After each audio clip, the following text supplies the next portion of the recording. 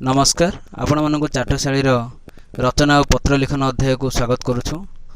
परिवेषण शुभलक्ष्मी सेनापति, कथन हिमांशु महापात्र। आज आम आलोचना करवा सरस्वती पूजा विषय रचना। चलतु आरंभ करवा। सरस्वती पूजा माघ मास शुक्ल पक्ष पंचमी दिनटी को श्री पंचमी कहती।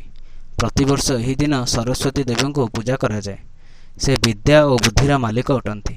एणु स्कूल कॉलेज और विभिन्न अनुष्ठान रे सरस्वती पूजा पालन करा जाए।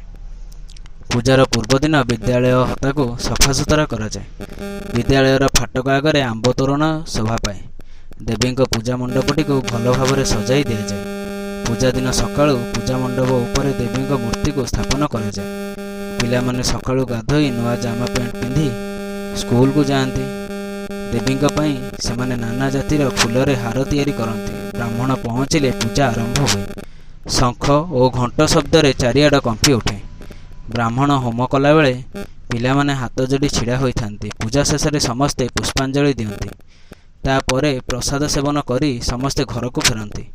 उपर बेला देवी आरती बढ़े। राति पिला माने आनंद उत्सव और भोजी रे जोग दियंती। निमंत्रित व्यक्ति मानकर चर्चा करा जाए। पूजा परदिन देवी को महा आडंबर नहीं पानी रे विसर्जन करा जाए। तेज सरस्वती पूजार रचना पत्र लिखन ये समाप्त होउछि। छोट छोट कुनी भाई भौणी मानू जन देवा चाहूँगी कौन सी पर्व उपर रचना लिखा हेले किछिटा विषय उपर दृष्टि देवा पड़े। तेबे मन रखंतु प्रथम पर्व दिनर तिथि बा तारीख लिखा जमा भूलेनि। द्वितीय केउ माने पर्वटी को पालन करती। तृतीय पर्व दिनर साजसज्जा। चतुर्थ पर्वटी किपरि पालन करा जाए।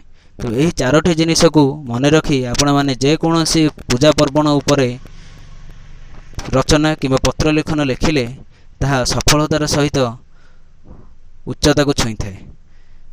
धन्यवाद। जदि आपण मानक भिडियोटी भल लगी थाए तेबे लाइक करंतु, शेयर करंतु एवं सब्सक्राइब करंतु।